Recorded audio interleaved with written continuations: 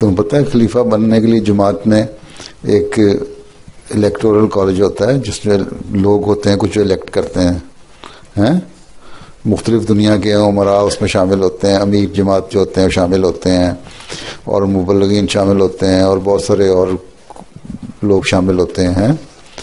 وہاں نام پروپوز کرتے ہیں مختلف لوگوں کے، ٹھیک ہے، پھر وہاں ووٹنگ ہوتی ہے تو وہ لوگ الیکٹ کرتے ہیں۔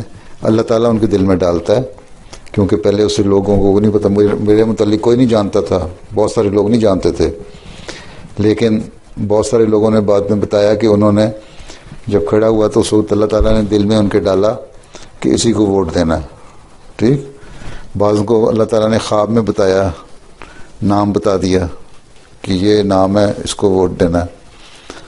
تو اس طرح الیکشن ہوتا ہے۔